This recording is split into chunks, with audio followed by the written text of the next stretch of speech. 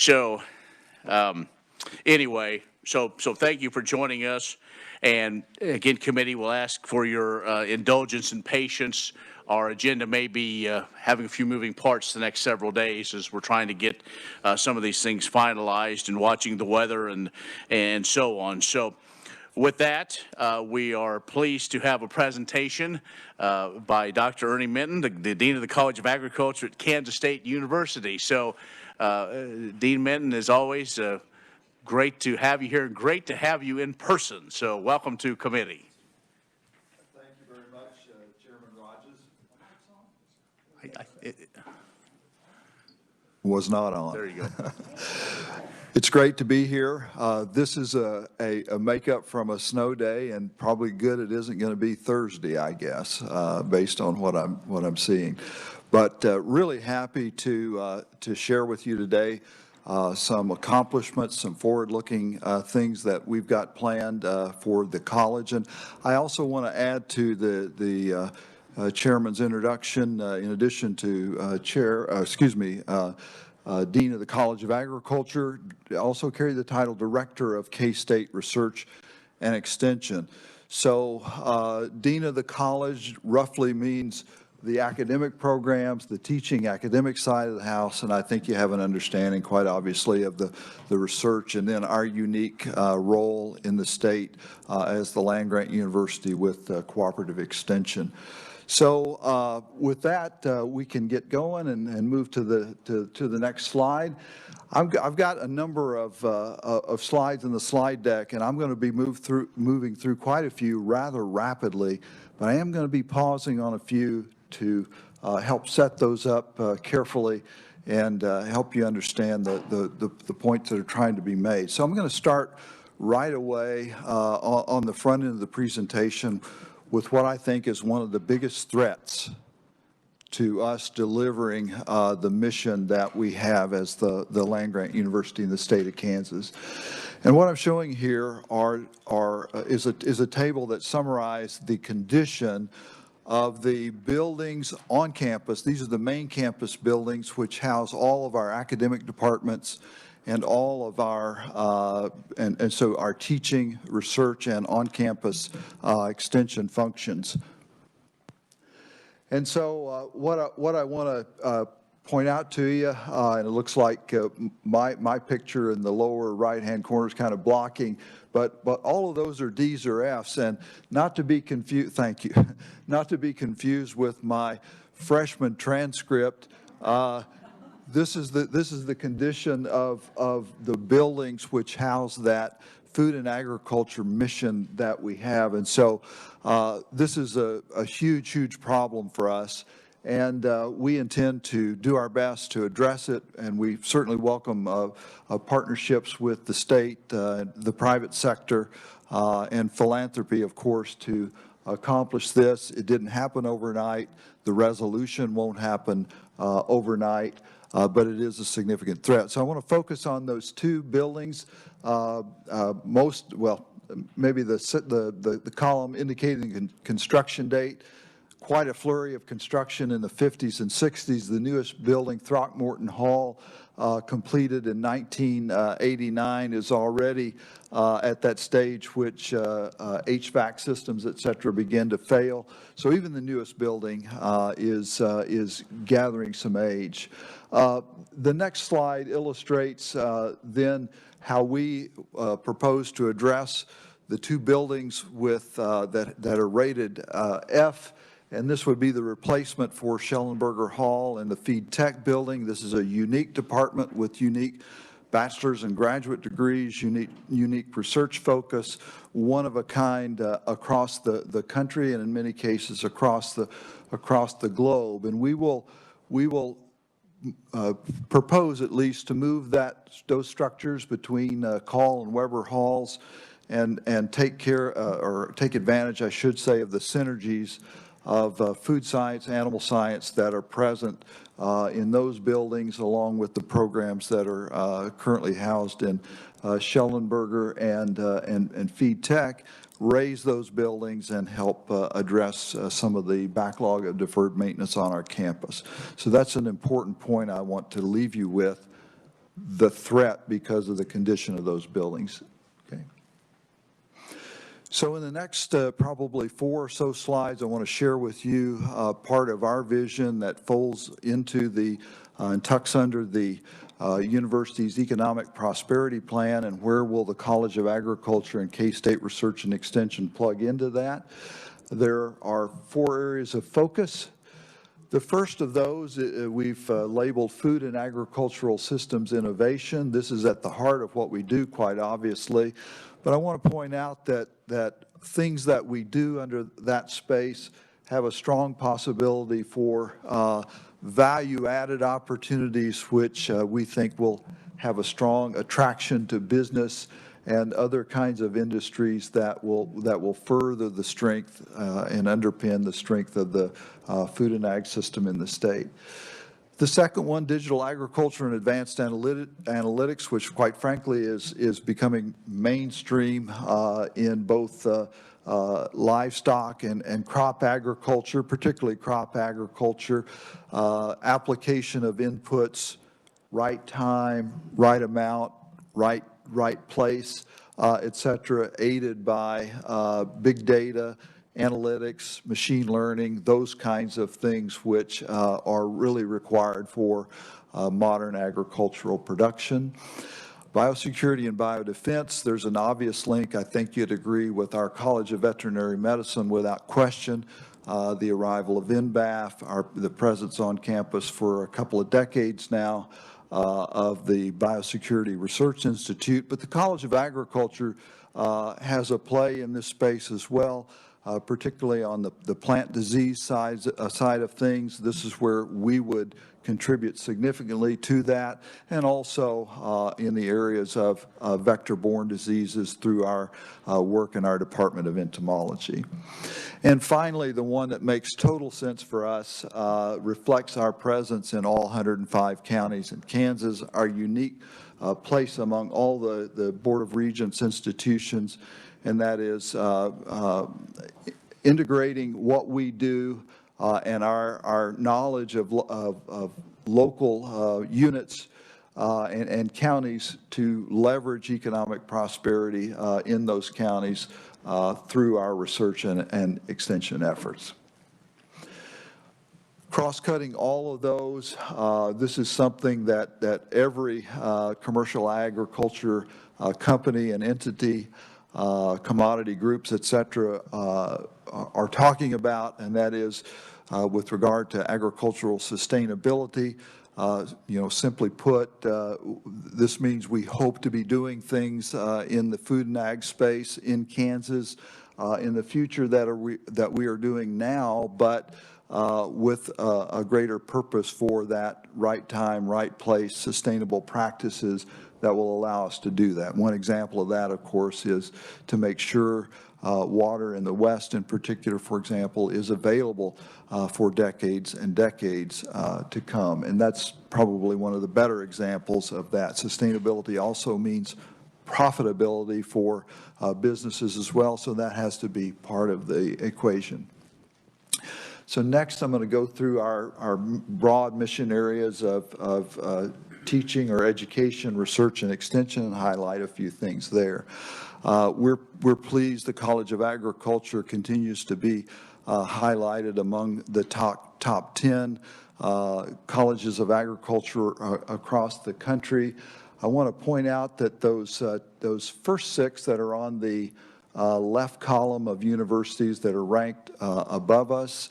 And by the way, I'd mentioned niche.com is a web service that helps students looking for universities find potential universities that fit their needs. So this is not a K-State entity, it's independent, so someone else ranked us there. We didn't subscribe to a service that maybe helped that out. So among 144 schools, we're 7th.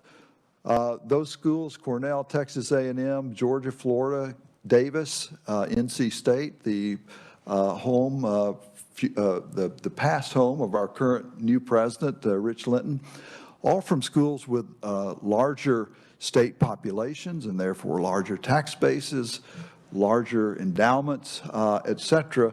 So how did Kansas State University make it in that group, which some would say we're punching above our weight class.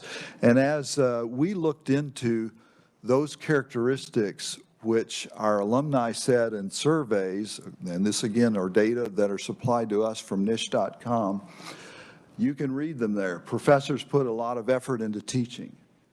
Professors care about student success.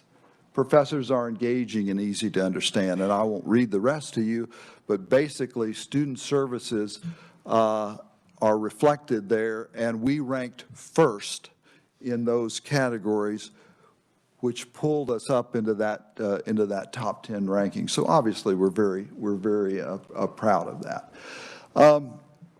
Our graduates are in high demand, high placement rate. You can see what is represented here are degrees conferred over approximately the last decade. And you see they remain strong. You are aware, I'm sure, that K-State as a whole and the colleges is no different in that regard, are suffering from enrollment declines, which are driven by a variety of factors. Demographics are one thing that are working against us in that regard. And so, admittedly, we have some work to do to figure out our best strategies to attract students back to the college to continue to fulfill that part of our mission. I want to spend just a little bit of time on this slide because I think you'll be impressed by the message. What is represented on the x-axis are the standard scores for ACTs for students admitted to the college, and these data are pre-COVID, so they're maybe just a few years old. And then on the plotted against on the y-axis, the outgoing salary for those students. We now have the systems that will allow us to scrub the personal information from those records. And here we did a simple correlation of incoming ACT with outgoing salary. And the point I want to make, or points I want to make, are really twofold. We're open access, and so we've, not totally, but we have our arms wide open and will accept students maybe that don't get into their, and this is include out-of-state students, their flagship land grant in their state, or students, let's say, from a rural community who had challenges with standard test taking and scores, or other kinds of circumstances. At any rate, they scored low, but I want to make the point that if you draw a line at 25, essentially the middle of that graph, and move to the left to students below 25, the outgoing salaries above $50,000 are approximately equal to those what we would call better students that scored between 25 and 35. And so the point is, we take those students which come in with those kinds of challenges, and I'm not going to stand here and tell you they were easy to get out of K-State. They are advising challenges for sure, but we've added value to the lives of those students who've gone out with great opportunities and a great future with a degree in agriculture. Next on to research. What are represented here are extramural awards from the college over the last decade or so, and I want to point out to you that from 2011 to 2015, we more than doubled our intake of extramural grants. But the point I'd also make is that even though the line zigzags a bit across $50 million since 2015, we haven't seen the same kind of growth. We've seen some plateaus. We hit a high of $65 million actually during the pandemic year. Maybe people were at home working remotely and had time to write grants, but the point is we've had some successes there, but we may be bumping up against some other factors that create a ceiling, and I'll return to that point a little later in the presentation. Research expenditures are something that every research-intensive university reports to the National Science Foundation each year. Research expenditures have grown in the college. They're a little bit obscured by the axis on which the green bars, which are our ag total, are graphed.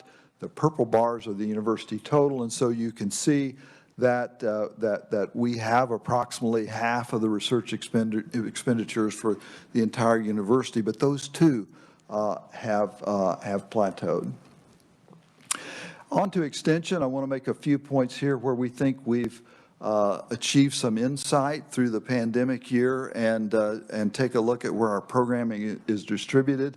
I want you to notice the green bar in the middle, 1.67 million indirect educational contacts in 2021, a reflection of the fact that we pivoted strongly during the pandemic year to remote programming.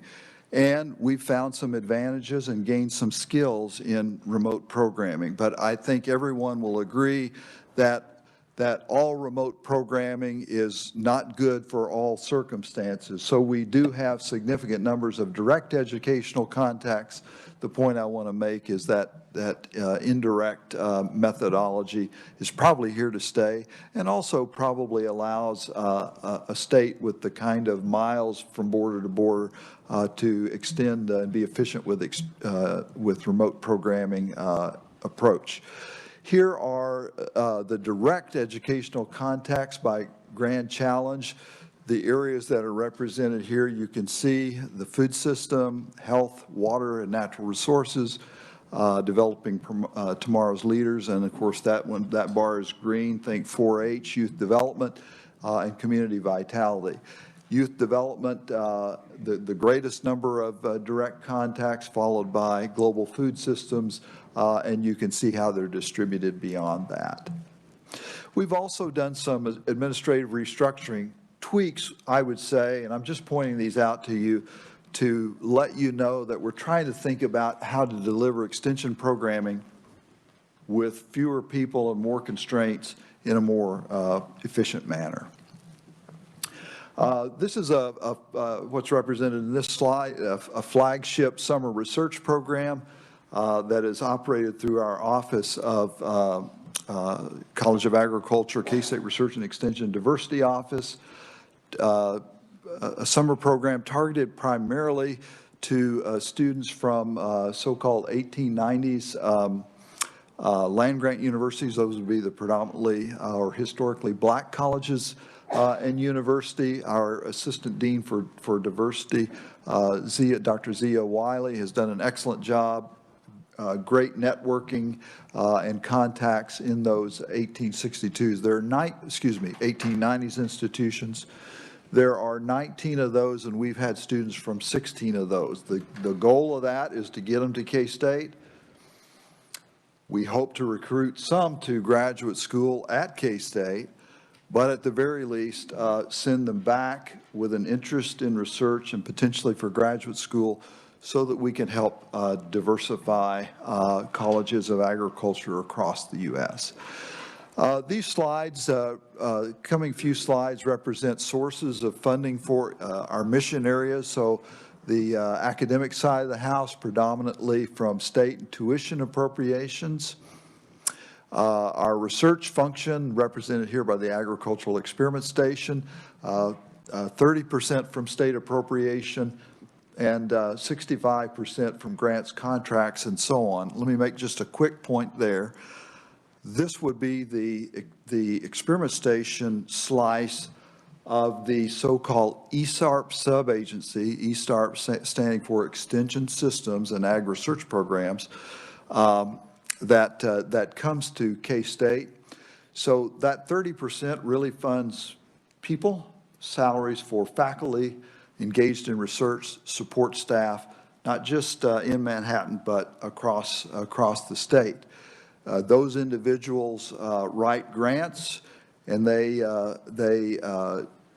do fund graduate students and postdocs, but not long-term salaries. Those represent that 65% of grants that fund the activities that are carried out by the people funded in that green slice. Susan? So similarly, the extension service, what I want to point out here is that counties and local units supply a significant amount of the extension budget. Okay, talk to you a little bit now about some challenges with critical resourcing. I want to take a minute on this slide. So I mentioned the ESARP budget. This is the sub-agency line that funds extension and research.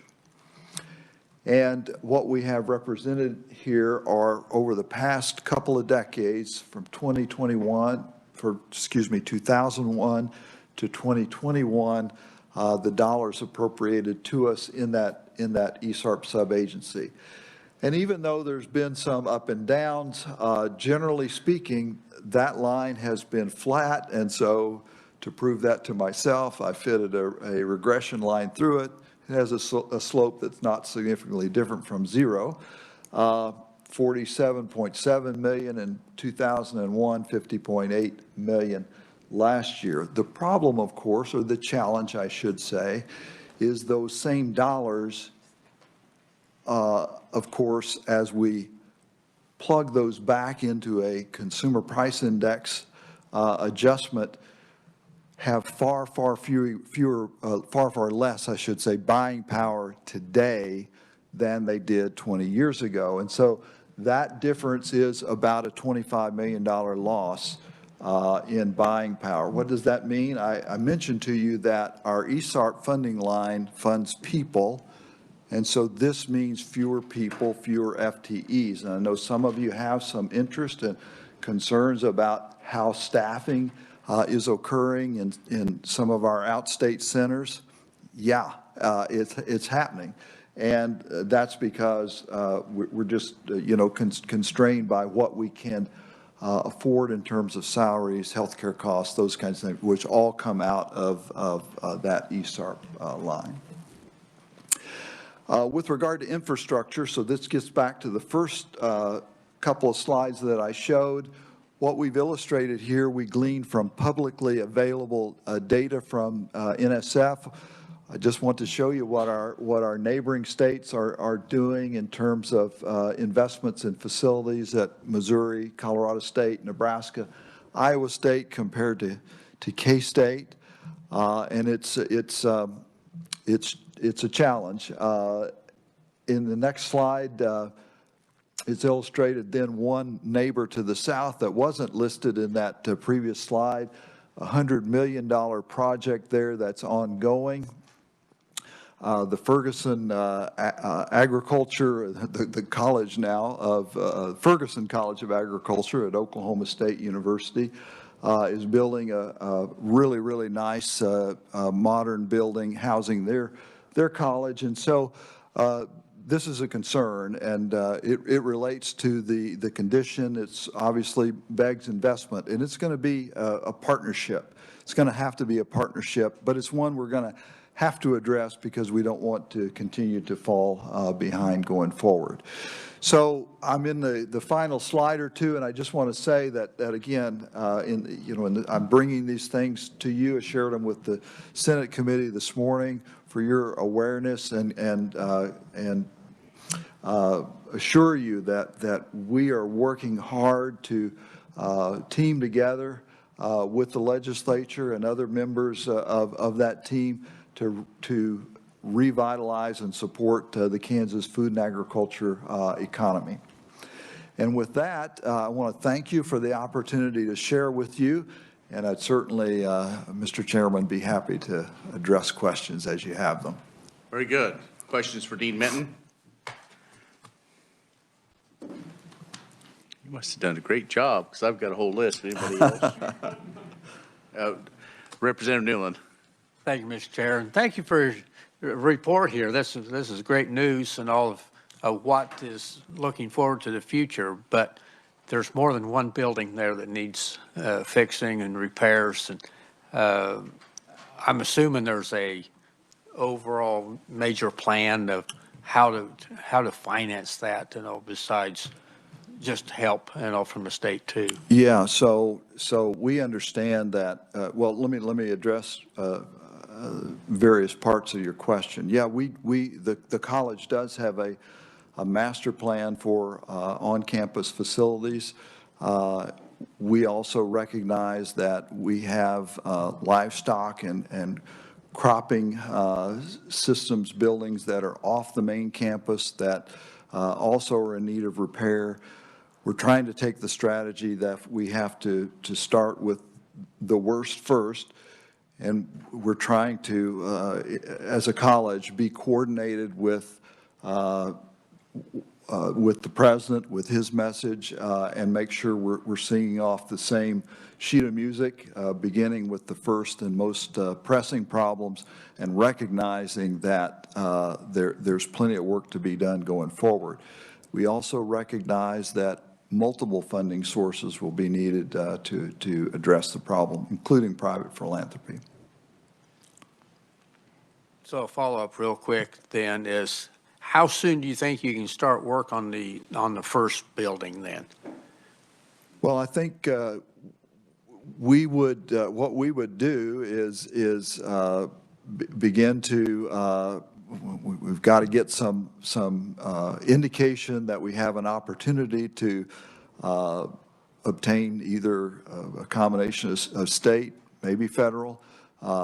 We also understand that there is authorizing language in the 2018 Farm Bill. There was some hope that that would be part of the infrastructure, federal infrastructure plan. You know, that may or may not still happen. We know there's got to be some investment from the state, but we also know that there needs to be some investment, again, with industry and private philanthropy. So those are going to dictate the scope of the phase one building. And I'd say, you know, given the state processes, we'll get to that as soon as we possibly can. The foundation is already in the early stages of a feasibility study, so we're looking at those opportunities, but it can't all come from one source. I think that's the point. Right. Yeah. Thank you. Other questions? Representative Mosier? Thank you, Mr. Chairman. Thank you for your presentation today. It was very enjoyable, kind of a little walk down memory lane. Would you agree that the proximity of the livestock, what's the word I'm looking for? The beef unit, the swine unit. Yes, absolutely. Their proximity to the main campus is a plus, advocating for the College of Agriculture at K-State? Absolutely. Appreciate that question. Yes. The real advantage to that proximity, which is rather unique among other 1862 land grants, is that obviously it's convenient for researchers and graduate students and so forth to go to the beef unit, to the dairy, and the horse unit, whatever the case might be, collect samples, get back to class. And likewise, this provides an opportunity for undergraduate students to swing out to the feed mill, the flour mill, out to the dairy unit for a laboratory there, and then again get back to campus. So absolutely, the proximity is a plus for us. Thank you. Mm-hmm. Go ahead.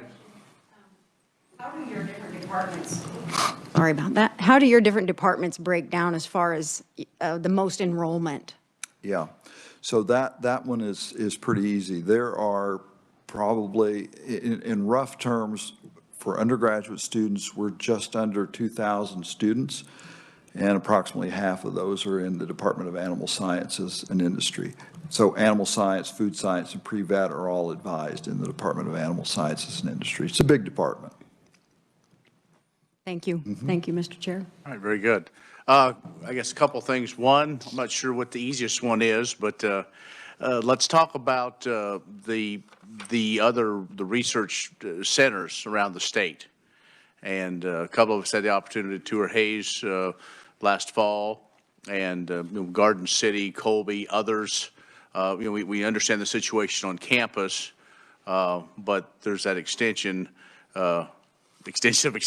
a sense. So is there a plan kind of working in concert with that? Because I know that's a little different maybe than than the buildings on the main campus, but what about, getting to the heart of extension research? Well, right. So let me thank you for that question. It's an important question. There are, without question, things that we do at Garden City and Colby, for example, that we can't do in Manhattan. Those stations are adjacent to, sit over the top of the Ogallala Aquifer. And so irrigation research for sure is something that can't be duplicated on the Manhattan campus. Cropping systems and so on differ rather widely there. Again, the issue is from a budget management perspective, the same funds that fund research and extension appointments at Colby, Hayes, Garden City are out of the same pot that fund faculty positions in Manhattan. So the buying power of that pot is shrinking. So what we've got to be really focused on is, we certainly can't afford duplication of programs. If we're going to have unique programs at those locations, we've got to recognize that and try to keep them funded. And so there will be a time when, there's got to be a critical mass of scientists that exist to, keep programs open. And that's what we want to do. But, and it's balanced against those realities. Do you have an idea, because I know over the last few years, especially recently, with the gaining of acres of cotton as well as hemp, and trying to find a specialist or maybe utilizing another, a specialist, say a soybean specialist doing something else. But do you have an idea what the cost is to have a specialist dealing with some of these, I guess if I call them unique crops or new crops to Kansas? Emerging, that's a good word. Yeah, yes, we have identified that as a primary, a high priority, I should say, next hire for the West. And so, again, new crop, new area of emphasis. Almost always we look to either retool, split someone's time, or when there's a vacancy, try to look at what makes sense now rather than fill behind with someone who is doing what the previous individual had been doing. And so that's the situation in the West. We're currently in transition from an interim department head, Dr. Dan Devlin, who's retiring at the end of the fiscal year, and we have an active search now for a new head. What we'd like to do, of course, is get that new head there to lead that search for a alternative crops, we've called it, agronomist. Another question, going back maybe to the campus and some of the disciplines, we have a challenge of educators and a real challenge of agriculture educators. What can be done to maybe, you find a freshman that maybe, understands agriculture, is in agriculture, but not really found their discipline. Are there things that the university can do to, maybe they're a good STEM student, or you can identify them in those freshman classes to help maybe guide them to become a part of agriculture education? Absolutely, and that there are programs, Ag Econ, Ag Business, both housed in the Department of Agricultural Economics, but also agricultural education are three of the bachelor's degree programs that have actually turned the corner and began to increase in terms of student numbers. The irony is our highest outgoing salaries are generally represented in those departments, grain science and food science, which tend to send students out into the baking, milling, feed, or food industry. And so I think this is getting to your question. I think we have to recognize that demographically we're going to be challenged just to recruit in the same spaces that we've always recruited in. However, I think any of us can imagine that a student from Olathe or some other larger urban school is probably not going to think about a College of Agriculture as a place to look for a degree program for their future. So I think we have an opportunity to resource recruiting personnel probably that are specific to the college rather than the university, to really try to communicate with those those high school counselors and science teachers exactly what kinds of programs that we offer. And we think that that's part of our future, and we also think part of our future is meeting the needs of out-of-state students who would find a major that resonates with them, and they might even elect to remain in Kansas or the region at least for employment after they obtain their degrees. We've had some success in California. We've had some success in Texas and in Big Ten area, in the Big Ten schools. I will say that you know, I had the ACT slide. Ohio State limits their enrollment, and so those students who want to come to get a rather more applied application who couldn't get into their flagship school, you know, we find some opportunities there. But it takes bandwidth to get into those areas to make those students known of our programs. Representative Minix. Thank you, Dean Mitten. I know from the years that I was at K-State, there were a lot of international students, and I just wanted you to reflect a little bit upon the impact that the COVID pandemic has had on your international students and what it's done to your census of students that are in ag programs. That's a great point. I don't have the international undergraduate student or graduate student numbers off the top of my head, but I can tell you with accuracy that those have been constrained by you know, the challenges with movement through the pandemic. And we certainly hope to regain those channels going forward. And in that regard, I do think we have, as a college, a bit of a leg up. We do house 4 USAID Feed the Future labs, which are really underpinned by our deep expertise in international agriculture. So I think we've got connections that we can continue to leverage and build back as things improve globally with the pandemic hopefully moving to an endemic status. And we're looking forward to that opportunity because international connections reflect a global food system, and there are advantages to having those. Thank you. You bet. Representative Featherston. Thank you, Mr. Chair.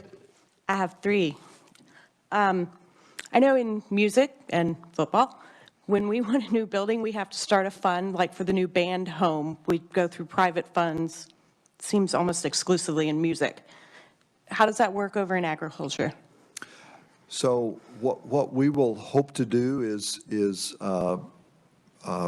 leverage to the extent we can public sources of funding if they are available. And this is not just the dean, but this would be the president, the CEO of the foundation, and other leadership on campus agreeing that these multiple pools of funds, including, we hope, some support with federal funds as well. But there is going to have to be a strong philanthropic contribution as well. And in that regard, one of the areas that we can call on because of our connection with the food system is the industry. I mentioned already, with grain sciences, the milling, the baking, the feed industry, but on the dairy side, certainly dairy foods product companies that depend upon our students quite often are willing to help as well. So we have a bit broader, I'd say, base from which to fundraise. Can I go with the other two? Go ahead. For your ag education, is that housed exclusively in Department of Ag, or are the students also in the education department? So currently, the agricultural education program is housed in the Department of Agricultural Communications and Ag Ed. It's a department that has both programs, and it's in the College of Agriculture. There was a time when it was in the College of Education. Okay, and then here's my third one for Johnson County centric.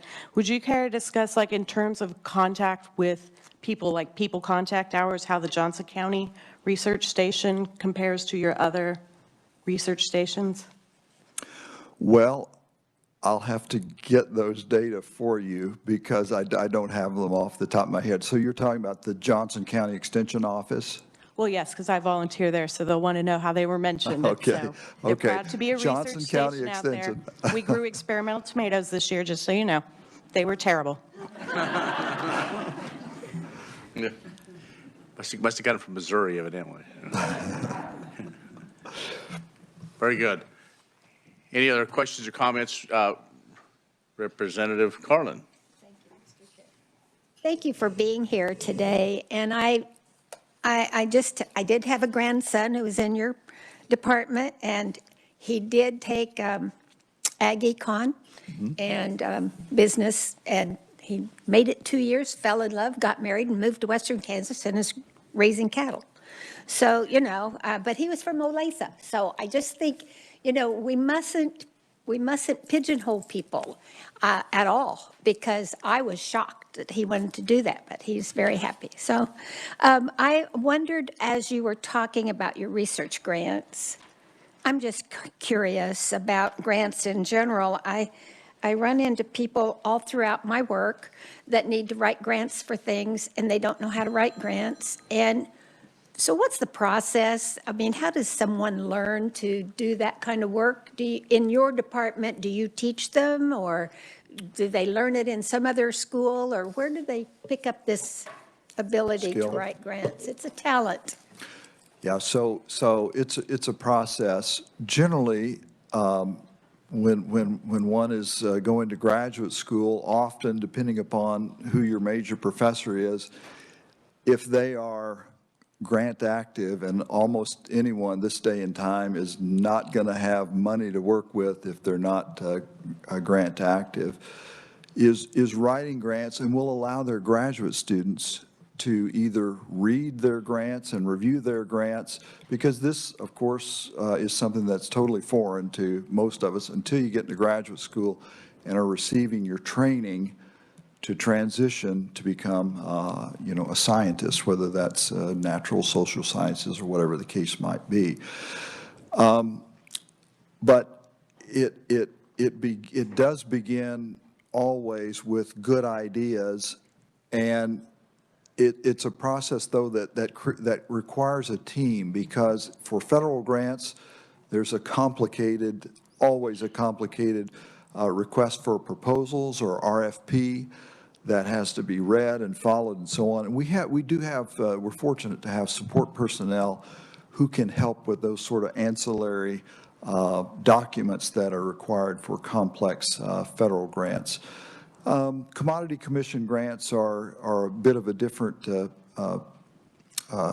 beast, but the ones that really bring in significant multi-millions of dollars are, generally speaking, those federal grants, which require a team and a lot of coordination. So that maybe isn't a particularly satisfying answer, but I think you helped me a lot with that, because what you're saying is you can't just learn, you just don't learn to write grants. You really have to have the background or a team. I would say it is a skill Because that's it's the amount acquired. of information you put into those grants. And the reason I bring this up is I think we maybe just don't realize how dependent universities are on grants for funding. My son is a professor. He has to write grants for his funding. I mean, he's required to. He's not at K-State, but he is in education. And it's been, you know, it's really hard to, it isn't something that you just click and there's research grants. And I'm just really glad you elaborated a little bit on that, because it takes a lot of education, a lot of skill, a lot of knowledge to pull together the information you have to put in a grant. And we are so dependent on grants. Are all your professors required to write grants or not? Well, if they want to have an active research program, they will write grants and they will need to be successful. These are also criteria that help in terms of acquiring tenure and promotion and really acceleration of their clout, I would say, in their field or discipline. Because the more grant money you bring in, the greater the number of postdocs and graduate students you can train, and the bigger research program that you could have. So yes, I'd say there is that basal expectation that people with a strong research responsibility will have to write grants to fund themselves. And so that's why I made the distinction. So the state money we use in general funds people. The people write their grants to bring in research dollars that are 3, 4, 5 years in duration, and you can't put a permanent salary on a grant. You can put a graduate student who will be there 3, 4, 5 years and then graduate, or a postdoc who, again, is looking for a permanent job, but that postdoctoral training builds their research reputation and their research skills. And often, as a postdoc, you get better at writing grants. Thank you. And I also wanted to know how we are, when I was in school a few years ago, ag econ and ag communications were pretty big fields. And are we still putting out people in communications that are ag communications? And I just you didn't hit on that topic, but I know our graduates do more than grow wheat. And I just really am glad you were here that we could expound on that a little bit. I mean, Yeah, they own a farm, they grow the wheat, but they have to do a whole lot more than that. And a lot of our students come out and then go into industry. absolutely. And so, yes, we do train students with degrees in agricultural communications, and they go into a wide variety of fields of agricultural journalism and communications and other kinds of career tracks as well. So yes, we do. Ag Econ, again, a degree program very, very strong in terms of placing individuals in ag banking and lending and other kinds of things, all of which support the agricultural industry, food and ag industry. Thank you for your answers. I appreciate it. Thank you, Mr. Chair. Thank you. Ag communicators are known to do radio and television work that come from Kansas State University. Really? That's what I've heard. That also can grow wheat. So, okay, Representative Newland. I can't miss this chance and all, but a fairly recent communications graduate from K-State is sitting behind you. She has her law degree and now advocates and lobbies for KLA. So we'll just mention that. That's excellent. You bet. Last call. I had to get an Aggieville reference in. So I hear. Dr. Minton, thank you so much for being here and giving us the update. Are those slides available for the committee to have? Okay, you'll send them out to everybody if they want to review them. Okay. Very good. All right, committee. Thank you. Thank you. So this is the flexibility part. We were going to have some more discussion on House Bill 2530, but the chair has decided that we're going to hold off on that. No meeting is scheduled tomorrow, And Thursday, right now, we're scheduled to have an informational hearing, but we're waiting from leadership to see how the rest of the day is going to play out. If we don't have much on the floor, we will cancel and move that to next week. Friday, we are pro forma. So, but Monday, we were scheduled not to have a meeting. We will be meeting. So we will, at that time, pick up House Bill 2533, the meat analog labeling bill.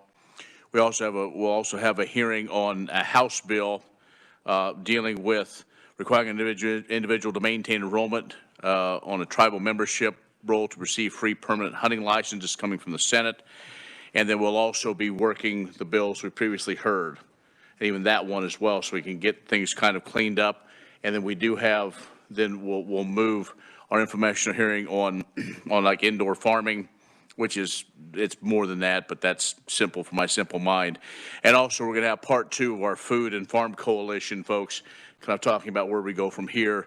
They were with us a couple of weeks ago, some different folks. So watch your email, be flexible. So Thursday is still up in the air. We are scheduled, but that could be canceled based on what Wednesday will be on the floor for all of us. So anything else for the good of the cause? Seeing none, we are adjourned. Thank you.